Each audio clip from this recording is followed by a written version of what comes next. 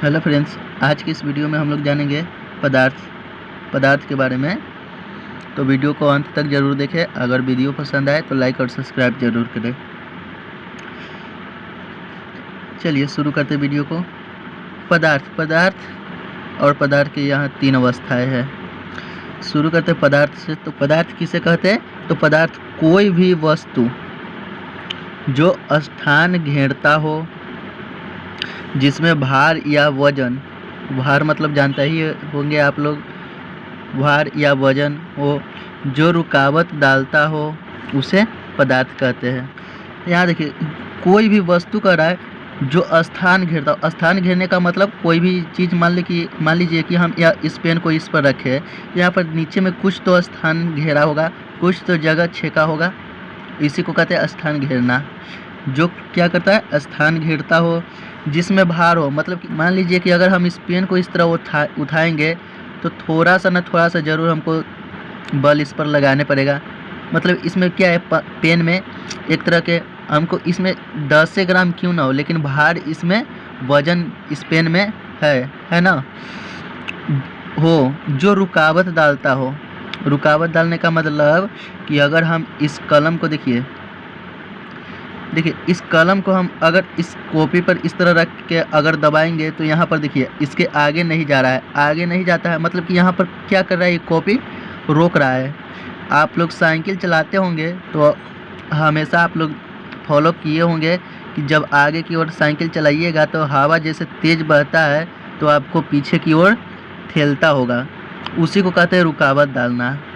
रुकावट डालता उसे उस जो इस सब जिसको में है उस सब कुछ कहलाएगा, पदार्थ कहलाएगा। जैसे में कुछ होगा पानी को आप लोग देखे होंगे। पानी में क्या है, भार रहता है, पानी जगह भी छेकता है। अगर पानी को मान लीजिए इस पर गिरा देंगे तो यह क्या करेगा, एक जगह छेकेगा। पानी में भार भी होता है, रुकावट भी डालता है।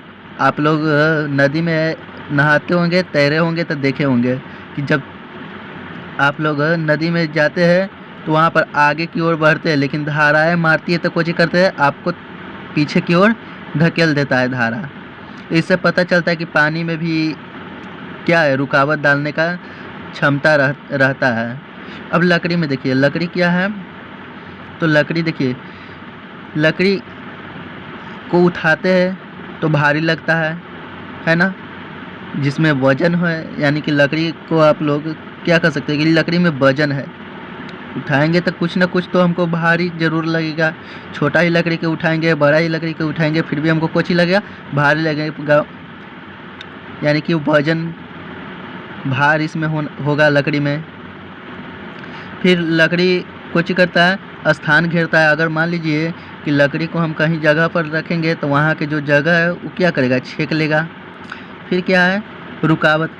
लकड़ी को मान लीजिए कि हम लोग कमारी रखते हैं, कमारी को लगाते हैं, लकड़ी वाला दरवाज़ा को लगा देते हैं। लगाने के बाद रूम से पार हो जाइएगा नहीं ना, इसका मतलब कुछ कर रहा है, दरवाज़ा आपको रुकावट डाल रहा है।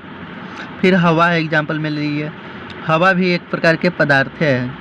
अगर आप लोग साइकिल चलाते हैं तो क्या करता है, हवा रुकावट डालता है ना। यह हवा को क्या, हवा में भार भी होता है। आप हवा में हवादार जगह पर अपना वजन करवाइए और एक बिना हवा के वजन अपना करवाइए, यह वजन में आपका फ़र्क ज़रूर आएगा। हवा रुकावट डालता है। बर्फ़ ले लिए तो बर्फ़ क्या है, बर्फ़ कुछ भारी रहता है। इस तरह के और चीज़ हो सकता है इत्यादि कर दिए, जैसे ईंट, पत्थर, कुर्सी, टेबल, बेंच, इस तरह और सब क्या है, पदार्थ है। क्योंकि सब में जिसमें भार होता है, जो रुकावट डालता है, जो जगह छेकता है, उस सब के सब कुछ कहलाता है, पदार्थ कहलाता है। देखिए, पदार्थ के प्रमुख 3 अवस्थाएं होते हैं। प्रमुख कह रहा है यहाँ पर, देखिए पदार्थ के प्रमुख 3 अवस्थाएं का मतलब अगर पूछ देगा कि पदार्थ के कितने अवस्थाएं होते हैं तो ऐसे तो होते हैं 5, लेकिन प्रमुख अवस्थाएं कितने होते हैं? 3, ठोस, द्रव और गैस। लेकिन यहाँ ध्यान रखिएगा, यह अवस्थाएं के बारे में पूछेंगे, कोई पूछेगा तो ही बताना है कि ठोस, द्रव, गैस होता है। लेकिन कोई कह देगा कि पदार्थ कितने प्रकार के होते हैं, तो प्रकार में यह ठोस, द्रव, गैस नहीं होता है। प्रकार 3 होता है, पदार्थ के प्रकार 3 होता है, लेकिन तीन प्रकार के कौन कौन सा होता है, तो वह होता है तत्व, यौगिक और मिश्रण। लेकिन अवस्थाएं पूछेगा तो अवस्थाएं क्या हो जाएगा, ठोस, द्रव और गैस। यहाँ ठोस पदार्थ है, ठोस पदार्थ आखिर किसे कहेंगे, ठोस, जिसको सॉलिड कहते हैं इंग्लिश में, ठोस। तो वैसे पदार्थ जिसका आकार और आयतन दोनों निश्चित हो उसे यहाँ ठोस है, उसे ठोस पदार्थ कहेंगे जिसका आकार और आयतन दोनों निश्चित हो। आकार मतलब समझ ही रहे होंगे। देखिए आयतन, आयतन का मतलब होता ना है कि अगर मान लीजिए कि हम एक गिलास पानी लिए है तो हम लोटा में भी डालेंगे तो वह एक ही गिलास रहेगा, और थैला में भी डालेंगे तो एक ही गिलास रहेगा। ऐसा थोड़े कि घट जाएगा पानी, ना उसी को कहे कोई ठोस पदार्थ। जैसे ले लिए पत्थर, तो पत्थर को क्या कर सकते हैं, पत्थर के कभी आकार मतलब पत्थर अगर हो गया संकरा, आप लोग देखे होंगे पत्थर, तो पत्थर जिस तरह रहता है उसी तरह रहता है। ऐसा थोड़े कि मान लीजिए कि यहाँ पर पत्थर रखेंगे तो गोल रहेगा, तो ऐसा थोड़े कि पत्थर को यहाँ रखेंगे तो लंबा हो जाएगा, गोले रहेगा ना। तो मतलब आकार इसका कुछ हो गया, निश्चित हो गया। और आयतन मतलब मान लीजिए आयतन मतलब भार में ले लीजिए, मान लीजिए पत्थर यहाँ पर 100 ग्राम का है, तो यहाँ से यहाँ उठा कर रखेंगे तो वह का 200 ग्राम का हो जाएगा, ना 100 ग्राम का रहेगा। यानी कि इसका आयतन भी निश्चित है।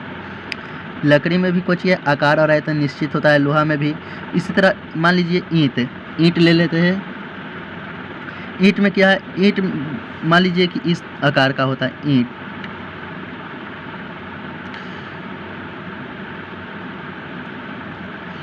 इस आकार के घनाभ के जैसा ईंट। मान लीजिए कि यह ईंट है, तो ऐसा थोड़ा कि इसको यहाँ से उठा के यहाँ कर देंगे तो इसका आकार बदल जाएगा, नहीं ना बदलेगा। मतलब कि जो आकार है वही आकार यहाँ भी उठा के रखेंगे तो यही आकार यहाँ भी रहेगा, ऐसा नहीं होगा कभी।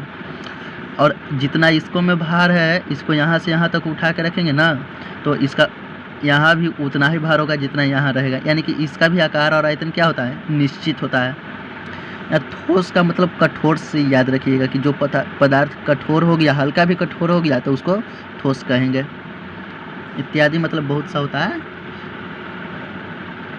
चलिए आगे पढ़ेंगे द्रव पदार्थ। द्रव वैसे पदार्थ जिनका आकार अनिश्चित हो, आकार अनिश्चित और आयतन निश्चित हो। मान लीजिए कि हम एक बाल्टी पानी ले लेते हैं और उस बाल्टी को हम घैला में, उस पानी को हम घैला में डालेंगे तो उसका आयतन निश्चित। आयतन मतलब कि जो एक बाल्टी पानी लिए थे ना, तो घैला में भी डालेंगे तो एक ही बाल्टी पानी रहेगा। सिर्फ उसका आकार अनिश्चित, मतलब आकार में परिवर्तन हो गया। कैसे, तो एक बाल्टी पानी लेंगे तो बाल्टी के आकार का पानी बन जाएगा कि ना, बाल्टी के आकार का पानी बन जाएगा। अगर वही पानी को हम घैला में डाल देंगे तो यह पानी किसका आकार ले लेगा, घैला का आकार ले लेगा।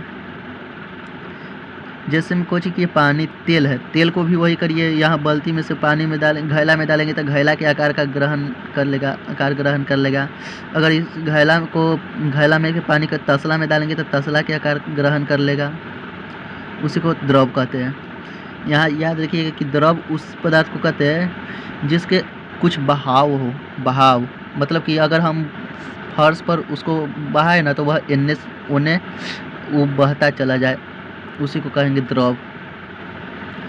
एक लास्ट बच गया गैस। तो गैस वैसे पदार्थ को कहते हैं जिसका आकार और आयतन दोनों ही अनिश्चित होगा। दोनों ही क्या होगा, अनिश्चित। नहीं तो आकार उसका निश्चित होता न आयतन निश्चित होगा। आकार कहने का मतलब आप लोग समझ गए होंगे कि मान लीजिए कि एक गैस में आ जाता है, जैसे हवा ले लेते हैं तो हवा के कभी हवा के आकार आप देखें कि हवा गोल होता है कि लंबा होता है, नहीं ना। यानी कि इसका आकार क्या होता है, अनिश्चित। आयतन पता कर सकते हैं हवा के आयतन कितना है, नहीं, क्या है कि हवा क्या रहता है, उड़ते रहता है। मतलब ये सब जितने भी गैस पदार्थ है ना, उस सब के सब कुछ ही है गैसे है। आप लोग याद रखिएगा कि इसके गैस पदार्थ के बीच कोई बल नहीं लगता है। मतलब जो सिर्फ हवा के बराबर है उस सबको कोचिंग में गिनती आता है गैस में।